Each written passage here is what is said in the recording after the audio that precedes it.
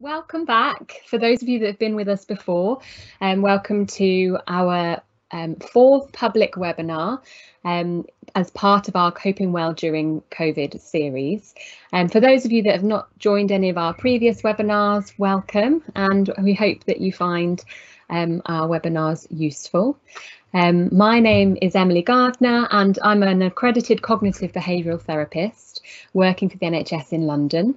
And I've worked as a mental health professional for over 11 years, and I'm trained to deliver specialised therapy for adults with anxiety and depression. And as part of that, also trained to deliver sleep interventions as well, which is what we're going to be covering today. Before we get started though, it's would be really good to get you up to scratch with the question and answer function. We're going to be using this throughout the webinar today to interact with each other. So if you could click on the box with the question mark for Q&A. And we would prefer that you keep yourself anonymous. So please click on the blue arrow, the small box by the blue arrow, to remain anonymous. If you would rather have your name, please just put in your first name rather than your full name, and enter your question or your response into the relevant box and click on the arrow to send. Now it does say ask a question, and there will be times during the webinar where we're not asking a question, we're asking you to respond to a question, but please still put it in this place as that's where we would like you to respond. And wherever possible, we will respond to your questions. We may not have time for all of them, but I'll do my best. But everything you write will not be published immediately, and it does need to be approved by a moderator. So this may take a few moments for it to appear. If you do wish your question to be private, then please indicate to the moderators by putting private in at the beginning of your question or comment. So yeah, and that's how we use the Q&A. Let's have a go at trying that out now. So it would be helpful for us to know why you're here. Some of you may be here for yourself. Some of you may be here for other people, such as a family member or friend, and some of you may be here in a professional role. So please like in the question and answer. So find the comment which is relevant to your role and then like it. And then we'll be able to see roughly how many of you are here for each one. And we'll come back to that in a few moments. So just so those of you that have attended previously know, these beginning slides are similar to the ones you've seen before in the introductions for our previous webinars, but just to put your mind at rest, the rest of the webinar will be different. We like to keep the beginning the same so that everyone who hasn't attended previously gets the same introduction. So what are we offering? So this is a series of webinars designed to help you cope with the impact caused by the coronavirus. We're changing the theme weekly, and we're focusing on the different ways that your well-being may be impacted to help you understand why you feel the way you feel, and then help you to learn some strategies and techniques to help you manage the way that you feel. So let's have a look at your responses. So I'm going to have a look at the question and answer now. So let's have a quick look. So we have the majority of you here for yourself, brilliant, and a couple of you here for others or as a professional. Either way, whatever your role is, whatever you're here for, I really hope that this webinar is helpful for you today. So let's use the question and answer again. This time we're asking you a question and we want to know what your hopes are for this webinar. What do you hope to get out of this webinar today? So please answer in the question and answer while I go through the next couple of slides, and we'll come back to that in a few moments. So this series of webinars is designed to provide you with a toolkit. And these tools and techniques and strategies that we are using are evidence-based. So they have a lot of research behind them saying that they are really useful and effective. So we're using a technique called a therapy called cognitive behavioural therapy, and all of the content is based on this therapy. And it's a very effective treatment for anxiety and depression. Today, specifically, we're going to start with understanding sleep, insomnia, and sleep statistics, and why we sleep. And then we're going to teach you some strategies and techniques that can be used to help overcome sleep problems. So let's have a look at what you want to get out of this webinar today. So I'm just going to have a look at some of your responses. To learn how to improve sleep is one of our hopes. Another one, a healthy sleep routine for falling asleep and getting more sleep. Brilliant. Both of these hopes will hopefully, well, not hopefully, that I'm planning that they will be met over the course of the webinar. Strategies and techniques for myself and all that I could share with others. Brilliant. Yes, a lot of these techniques you can share with others. So hopefully you'll come away with some that you would like to try. And another one, hoping for strategies to help improve sleep. Brilliant. Okay, so some of you may already have long-standing sleep difficulties, and others may have slept well previously but are now finding it harder to get to sleep, or maybe waking up early. And perhaps some of you have been having unusual dreams since COVID started. Some people have reported that they have slept for longer, but they're feeling less rested than before.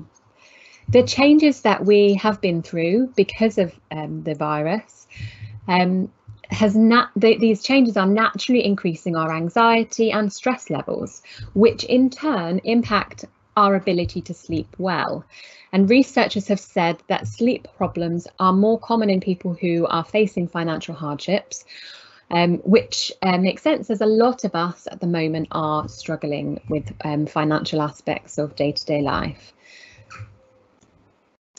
And some of you may be finding it particularly challenging right now, and you may be struggling and not know where to turn. And whilst this webinar will hopefully be useful for you, we want you to know where you can turn if you do need immediate support.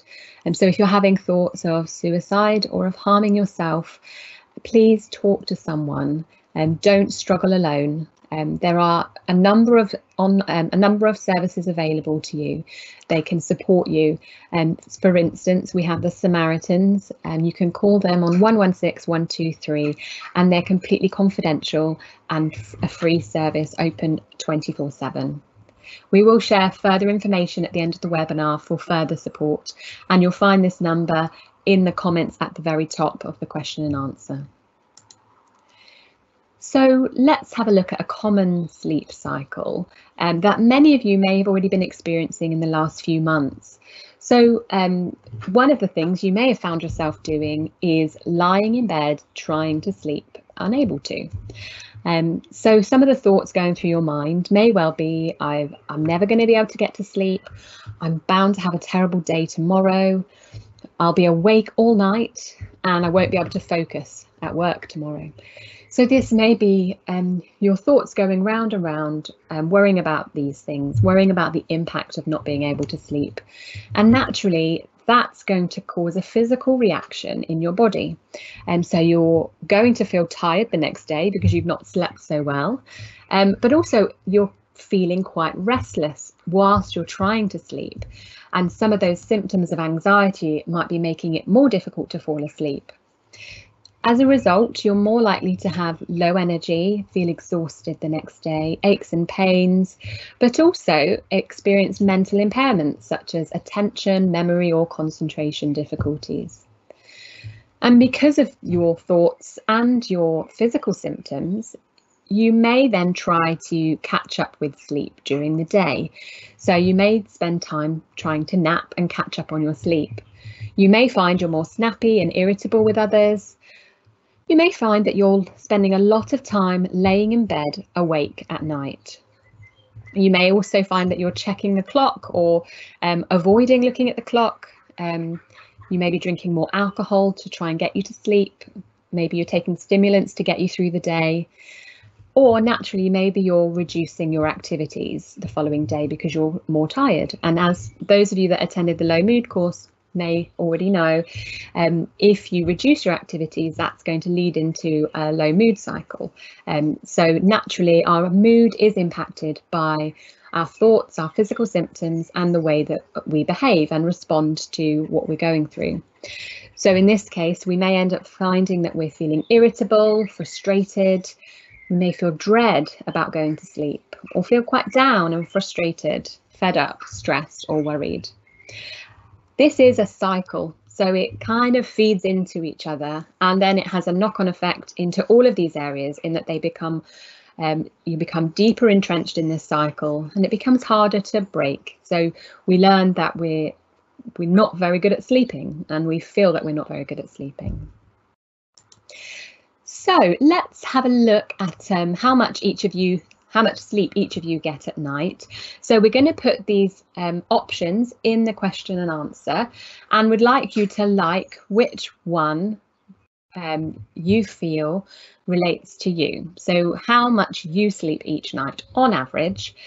So A, less than 5 hours, B, 5 to 6 hours, C, 6 to 7 hours, D, 7 to 8 hours, or E, more than 9 hours. So please put your response in the Q&A, and we'll come back to that in a few moments. So insomnia is thought to affect around 1/3 of the general population. However, since lockdown, this has increased to half of the population. So that's a big increase. And we think these figures have changed during COVID because there are more reports of widespread impact on sleep. And we're going to touch on a number of these reasons throughout the webinar. But I guess the good news is that CBT has been found to be an effective treatment for chronic insomnia that produces meaningful improvements in sleep diary outcomes, which essentially means that CBT works and can help you sleep better. And so hopefully the techniques and strategies we learn today, if you apply them, you'll start to see improvements in your own sleep. So here we have some statistics from the British Sleep Council's Great British Bedtime Report. So I found this quite interesting, as we can often feel quite alone in that we feel we're the only ones that are struggling with sleep or not having very much sleep. But as we can see here, the amount of sleep we have does vary. So if we have a look here, 33% have between 5 and 6 hours sleep, 7% have 8 to 9 hours sleep, 1% have more than 9 hours sleep, 7% have less than 5 hours sleep, 30% have 6 to 7 hours sleep, and 22% have 7 to 8 hours sleep. So I've often heard in my work that this 8 hours is recommended and everyone strives to get 8 hours sleep. And if we look at these statistics, if we look, for instance, at between 8 and 9 hours sleep, it's only 7% of people have between 8 and 9 hours sleep. 22% have between 7 and 8 hours sleep. So the 8 hours sleep, which everyone seems to aim for, is not as common as, say, 7, 6 or 5 hours sleep a night. Let's have a look at how much sleep you get. So I'll have a look at your responses now. So most people, there's a bit of a mixture. We have a tie between, well, most people have put 7 and 8 hours, but then we have a tie for second place between 5 to 6 and 6 to 7, which actually fits with the statistics from the British Sleep Council. So that's good. We're meeting those. So that's great. So sleep is essential to humans, just like air, water and food. When necessary, we can function without sleep for long periods of time, but the longer we're awake, the stronger the urge to sleep becomes. The exact role and function of sleep has become a topic of debate for researchers, but most agree that sleep is restorative. both physically and psychologically. Sleep is important for general physical health, restoring energy, repairing injuries or illness, growth, psychological well-being and mood, concentration, memory, work performance, and getting along with others. So we know it's useful, we know it's beneficial. But how much sleep do we actually need? So the amount of sleep we need varies across the lifetime. And there's also a variation within each age group as well. So we need different amounts of sleep depending on a number of factors. However, the 7 to 9 hour benchmark, a 7 to 9 hour range provides a good benchmark. So if you're having between 7 and 9 hours, that's a good amount of sleep. But as you can see from this diagram, babies will have a lot more sleep than a fully grown adult, and it gradually declines the older we get. So let's have a look at what happens when we sleep. Research tells us that there are two types of sleep. We have rapid eye movement sleep and non-rapid eye movement sleep. Stages 1 to 4 are non-rapid eye movement sleep, and then we have rapid eye movement sleep. So stage 1 is light sleep. It's between being awake and falling asleep. So it's where you're kind of in deep relaxation, but you're not quite asleep yet. Stage 2 is the onset of sleep, and when the person becomes to be disengaged from their surroundings, their body temperature drops, breathing and heart rate becomes regular. Stages 3 and 4 are the deepest and most restorative sleep, known as delta sleep. And stage 3 is a transition into stage 4, which is true delta. And during these two stages, our blood pressure drops, our breathing becomes slower, muscles are relaxed and receiving more blood supply, tissue growth and repair occurs, and hormones release, which includes the growth hormone, which is why growing teenagers actually need more sleep. So people vary in terms of how much sleep they need. And while the average sleep duration for adults is 6 to 8 hours, some people function well on a little less sleep and others with a little more.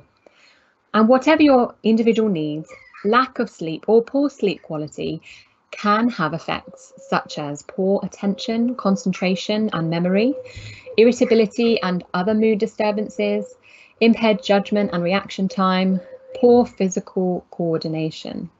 And the seriousness of these defects depends on how bad the sleep deprivation is. So less sleep is better than no sleep. So one night's sleep will set you up better than chronic long-term sleep problems. So if you do have ongoing problems with sleep, it is important to seek help. And hopefully some of these techniques and strategies in today's webinar will be useful for you. So this is our steps to overcome insomnia. So stage 1 is starting with sleep hygiene and relaxation. So once you've made sure that you're meeting or you've put in place stage 1, step 1, then you can move to, and it hasn't worked, hopefully it works, but if it hasn't, then you move on to step 2, which is sleep retraining. And then if that doesn't work, you then move on to sleep 3, which is sleep restriction. And I'm going to talk you through each step today. So sleep hygiene is what we're going to start with. And the sleep hygiene is the term used to describe good sleep habits.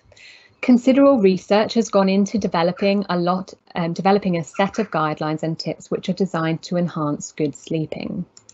So one of the first things we can change in our environment is it's important that your bed and bedroom are quiet and comfortable for sleeping. A cooler room with enough blankets to stay warm is best. So around 18 degrees has been found to be the optimum temperature for sleeping.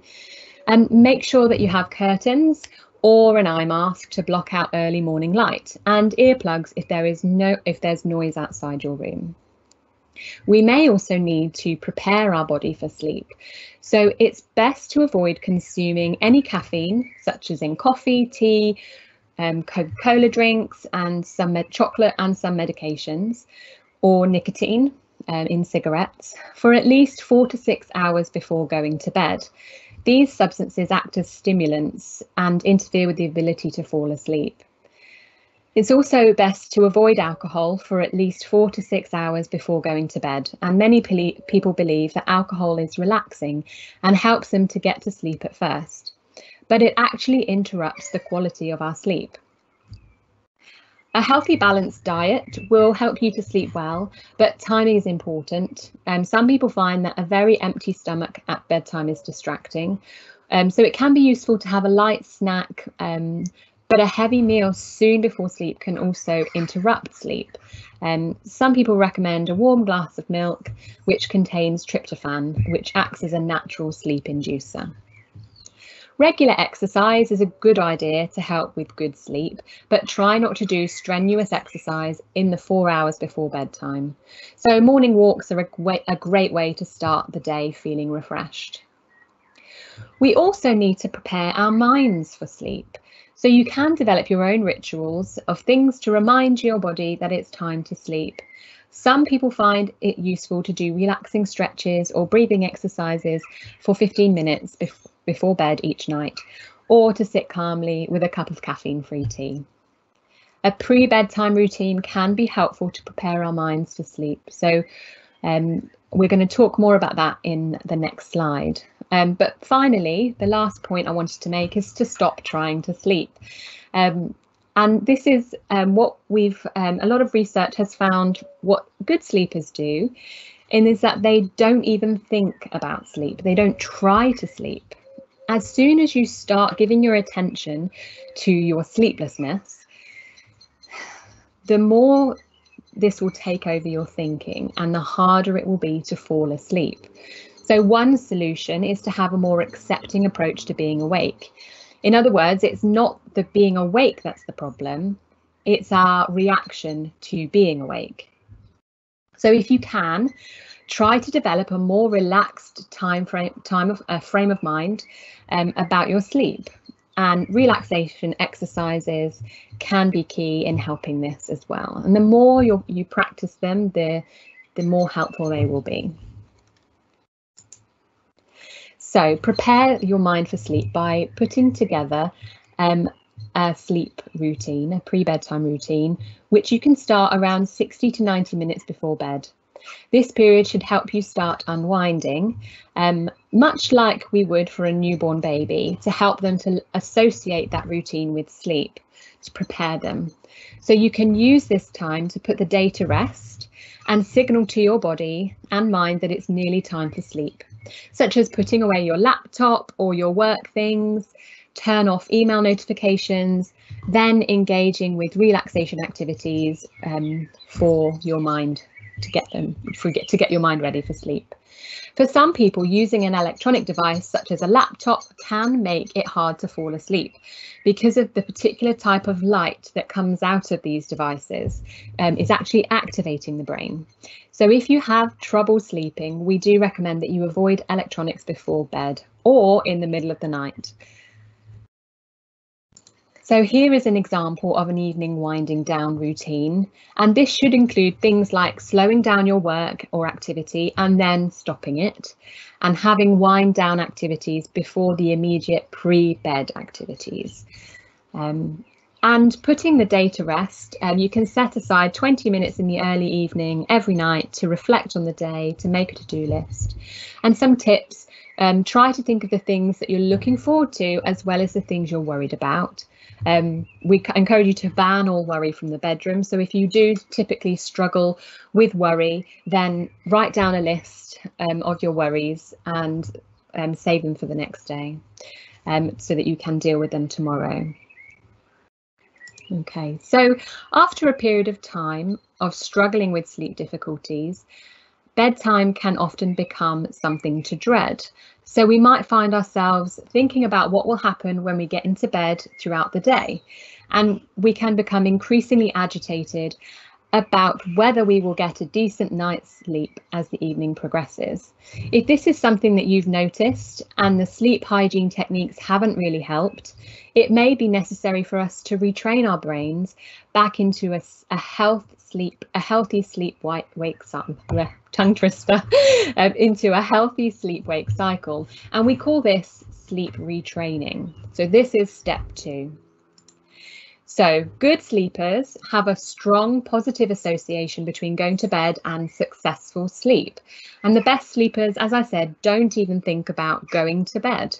They don't think about sleep. So we can retrain our brains to our minds to break down these negative associations that we've developed and start to build positive associations that will help us into a good sleep-wake pattern. When we are experiencing sleeping difficulties, we have less of a positive association between our bed and sleep. In fact, we can often begin to develop quite strong negative associations between our bed and sleeplessness, leading to anxiety and frustration. And now for some of you, these associations may have changed due to working from home or homeschooling. So actually, because of the situation we're in right now, naturally you may have developed more negative sleep associations. So what can we do about this? So do not use your bed for anything other than sleep. So this includes ruling out watching television, reading, eating, talking on the phone, or working. The only exception to this rule is sexual activity. So when we are experiencing sleeping difficulties, we need to be stricter with what we're doing whilst in bed. And whilst we readdress any negative associations that we may have built up. For example, when a good sleeper reads in bed, they may find themselves fighting to stay awake after only a few pages. However, when a poor sleeper reads in bed, they may do this as a way of trying to force sleep or as a way of distracting themselves from the frustrations of sleeplessness. So reading can be associated with stress and anxiety. So the first tip is to bar all activities apart from sexual activity from the bedroom, which over time will help you to readdress that bed-sleep connection. So what can we do? So we need to aim to fall asleep within a quarter of an hour. Most good sleepers will commonly fall asleep within 15 minutes of getting into bed. So lying in bed, tossing and turning, being unable to sleep, strengthens association between bed and wakefulness and frustration. So in order to break it, we need to strengthen the bed-sleep connection. So we need to get up if we're not asleep within 15 minutes, we need to get up out of bed and go into a different room and do something different until you feel sleepy. And then when you feel drowsy, you can then get back into bed and give yourself another quarter of an hour to fall asleep. And we need to repeat this as often as it's necessary. And again, when we do get up and go out of our room, we can engage in an unwinding activity, but it needs to be something that's not mentally stimulating. So choosing a magazine over a book may help, or some light chores, rather than surfing the internet or working on your laptop. It may also be helpful to learn the difference between feeling sleepy and tired, because tiredness doesn't mean that sleep is inevitable. So sleepiness is the signals from our bodies that it's time to go to sleep. So rather than just feeling tired, we need to notice what our cues are for sleep, such as eyes might feel itchy, or irritable, aching muscles, or an involuntary tendency to nod off, or lack of energy or yawning. So this is how you can know whether or not you're sleepy. And if you're not feeling sleepy, then wait until you are before getting into bed. And the final rule of sleep training is to avoid napping during the day. So you need to save up all of your sleep for nighttime, and this means completely avoiding napping. This can be difficult, especially if you are experiencing sleep disturbance. However, it can drastically reduce our need for sleep at night. So not napping helps to provide a drive for sleep. So on to our third and final technique, sleep restriction. So sleep restriction therapy works to decrease the variability in the timing of sleep while increasing the depth of sleep. The goal is to shorten the amount of time spent in bed in order to consolidate the sleep.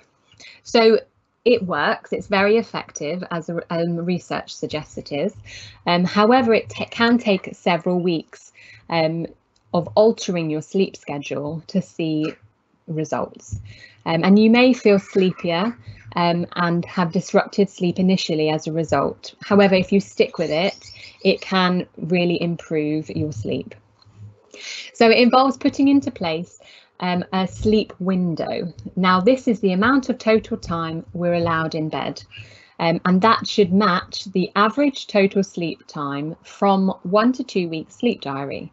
So we need to keep a sleep diary for 1 or 2 weeks in order to determine what that sleep window is. So that's the first step.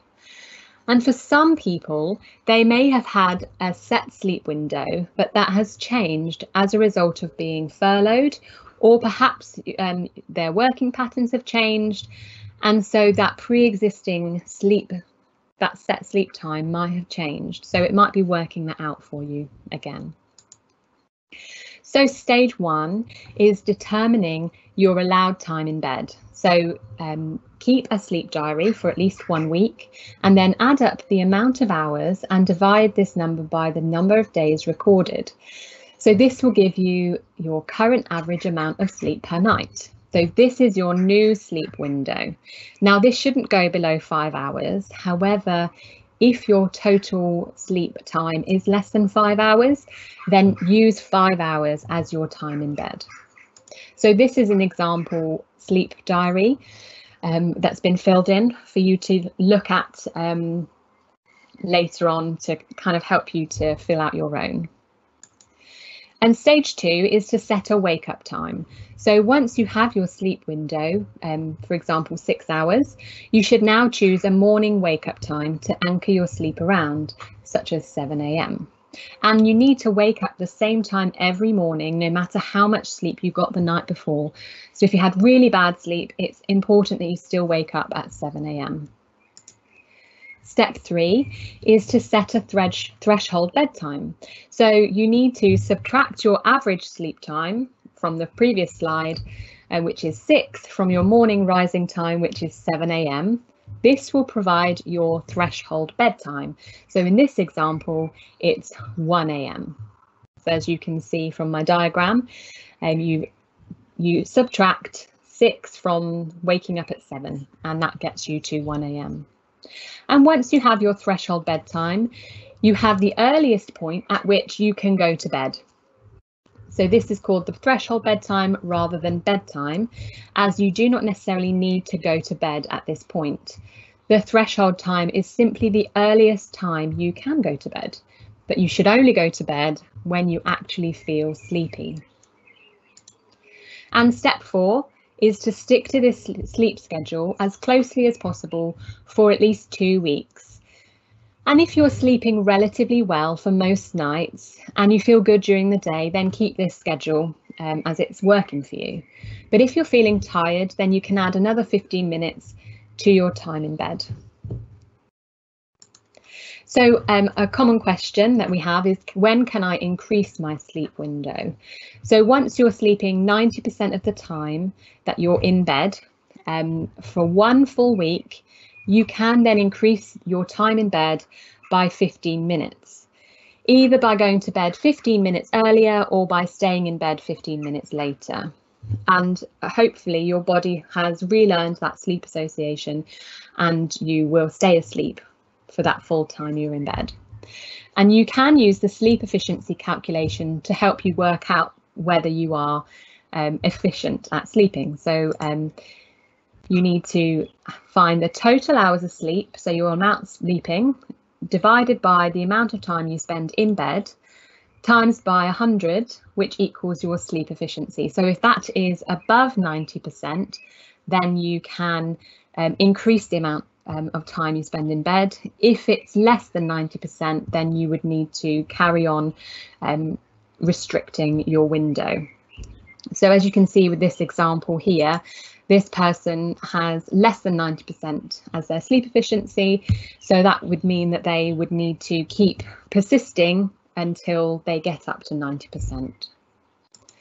So we have here a summary of how to use steps 2 and 3 together.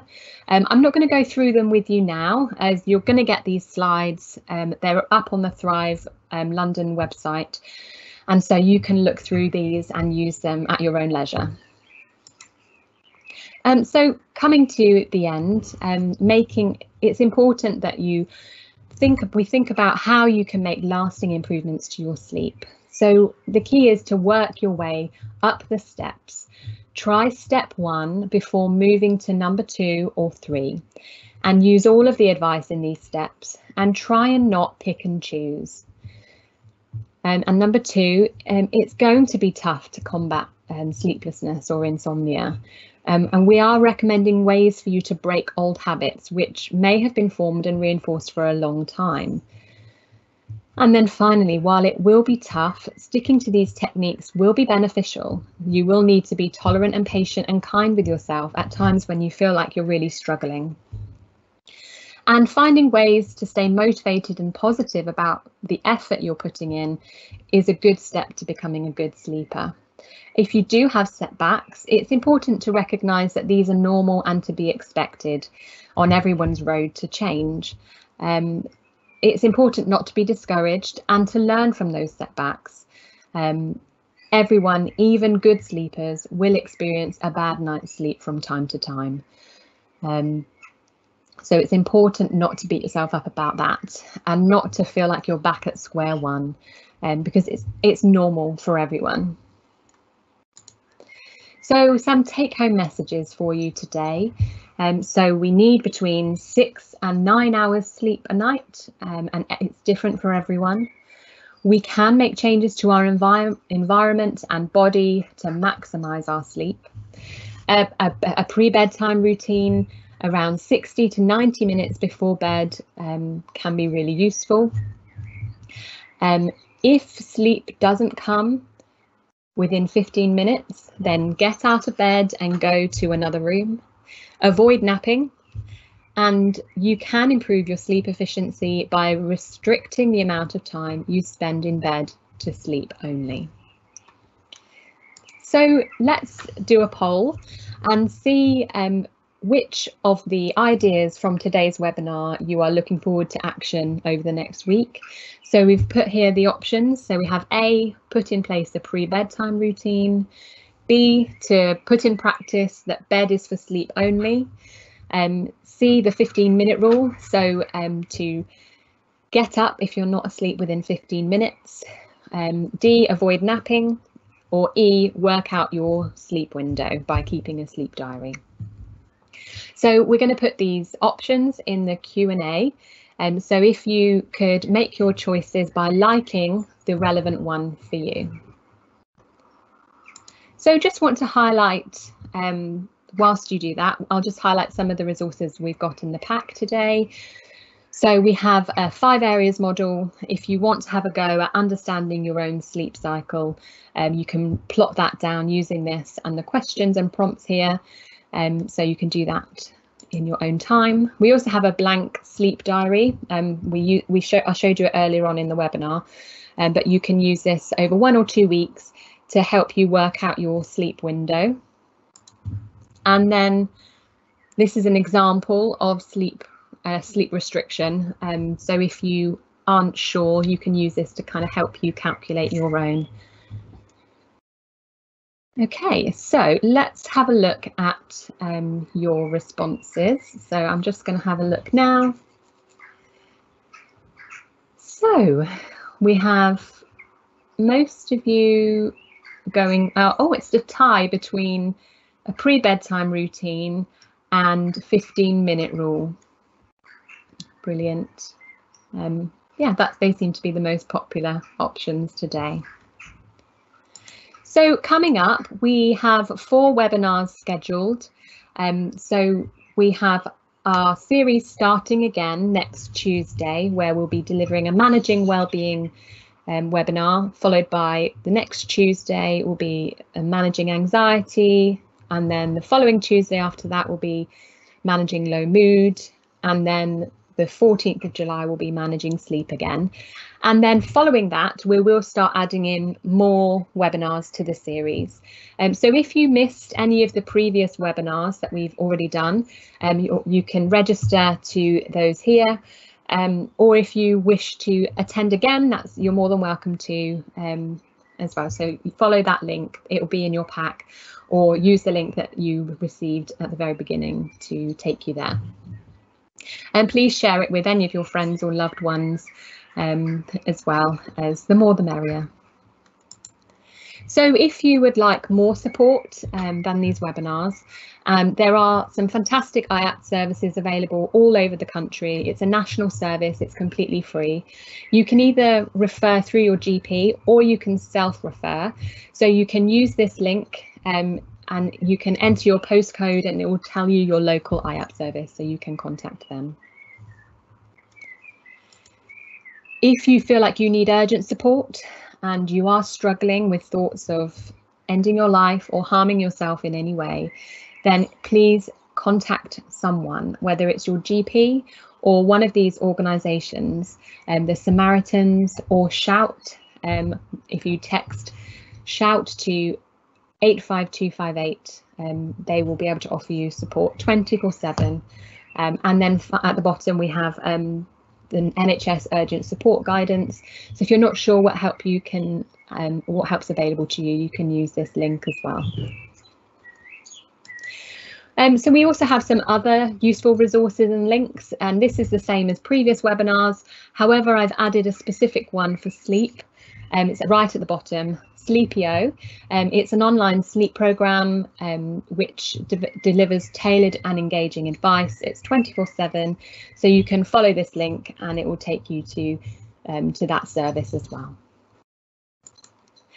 So finally, we would love your feedback, and this link we're going to add to the Q&A to give you a few moments to complete this survey, and it will only take a couple of minutes, so please spend a bit of time now filling that in, and we'll be leaving the webinar open for a little while for questions and answers. So if anyone has any questions, please add them to the question and answer, and we will come to those in a few moments. And whilst we're answering the questions, you're welcome to fill out the survey using the link in the question and answer. And we really value your feedback. We are making changes to these webinars, ready to relaunch next Tuesday. So your feedback's really valuable. So anything you think we can change, whether it's positive or negative, please put it in the survey, and it will be really useful for us in planning future webinars. So that's the end of our webinar. So we're going to come across to the questions that some of you may have. So I'll come along to that now.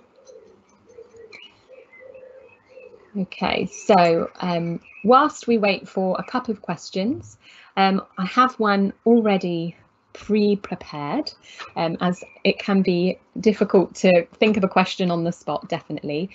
So a common question I often receive as a therapist is about shift work, and developing a sleep routine can be quite difficult when we are working in shifts. And so I guess what I want to say is that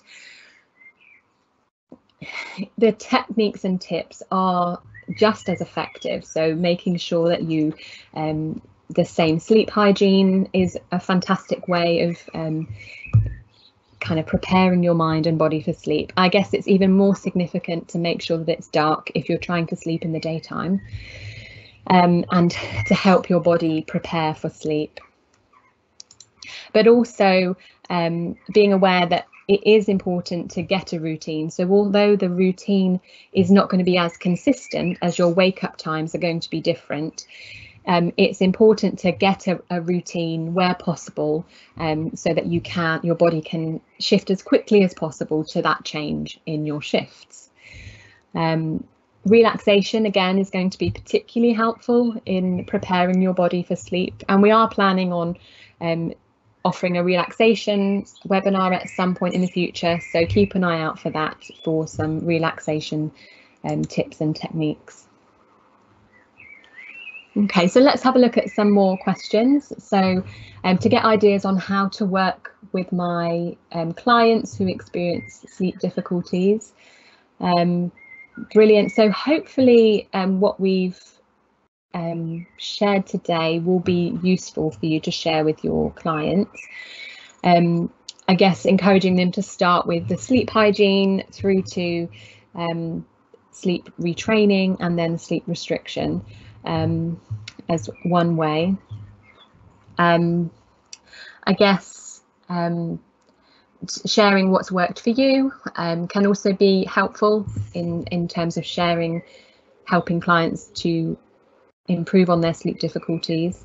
Again, there are some really fantastic resources online. There's the Sleepio that I suggested in the information and resources, so you can share that as well.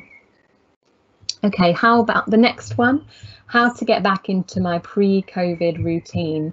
Yes, of course, we've been through so many changes to get into COVID, and then now we're coming out of it. It's about changing back, and I guess what I'm suggesting is do it slowly, or be kind to yourself if you're not adjusting quickly.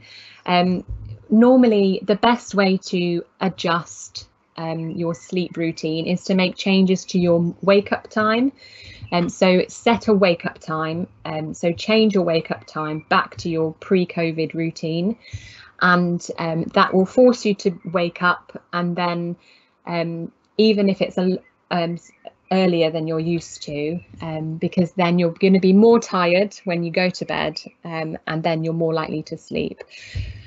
Or if you have that luxury of reducing your wake up time by 15 minutes every week, then do that. We may not have that. You may be thrown back into it. And if that's the case, it's just bearing with it until your body, your natural circadian rhythms naturally return to what they were before. And use all of the tips of sleep hygiene to help you do that. And this shift worker one we've already answered. How to manage sleep disturbance and constantly waking up throughout the night.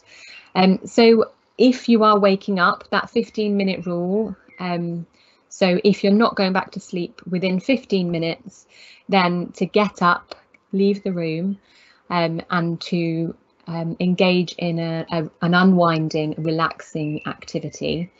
Now that might be easier said than done if you don't have anywhere else to go and you're sharing a room with a partner. That can be hard, or you don't want to wake up the rest of the house. Again, that can be really difficult. So I guess it's trying to problem solve what works for you to enable you to do that 15-minute rule. So another one, my girlfriend drinks a lot of Diet Coke and smokes. Is this the reason why she has trouble sleeping? Because I don't fall asleep with relative ease. Okay, so two parts to that question. It can be impacting sleep. There may be other reasons, other negative sleep associations. It's difficult to say without talking to her, but it's worth trying it and reducing it, or at least not having it between 4 to 6 hours before bed. And as you said, you don't fall asleep with relative ease, so maybe it's different for everyone. So it's worth trial and error sometimes to try different things to see what works for you and for her. And what can one do to wake up in the morning and feel energized and motivated? I have a few alarms and only ever get out of bed on the third alert, but want to try and get up on the first one. Please help. This is a common problem. You're not alone. I think sometimes snoozing, I'm guilty of this at times. Snoozing can actually make it even harder to get up. if you make yourself get up at your initial alarm, kind of forcing yourself that when that alarm goes off, you don't snooze, you get up straight away. That's often kind of the most helpful thing that you can do to feel more energized and motivated. There are some things that you can do. For instance, you can get a sunshine clock, a sunshine alarm clock. That can be helpful. So it's quite bright, so you can use that if you can find one. Or music. You can set your alarm to a song that you like, that is motivating and uplifting, to kind of get you in the mood to get up and out of bed. So rather than having the alarm snooze, alarm snooze, alarm snooze, which a lot of us do. But also if you have a good night's sleep, you're more likely to feel energized in the morning. So hopefully that's helpful. Okay, I think that's all our questions for today. I really hope you found today's webinar useful, and please have a look on the Thrive website, because this webinar is going to be put up there again for you to re-watch. So you can, if you are unsure of some of the techniques, you can have a look at the slides and re-watch this video on there. So please use the link that you get sent by email, or you can find it on the Thrive London website under Coping Well During COVID. And you can scroll down and find the sleep webinar there. Just a reminder that we are starting the series again on Tuesday, so please let your loved ones, friends, colleagues know, as these webinars are available to everyone. So anyone who would like to know more about managing their well-being, please come along, and we look forward to seeing you all again in future webinars. All the best, take care.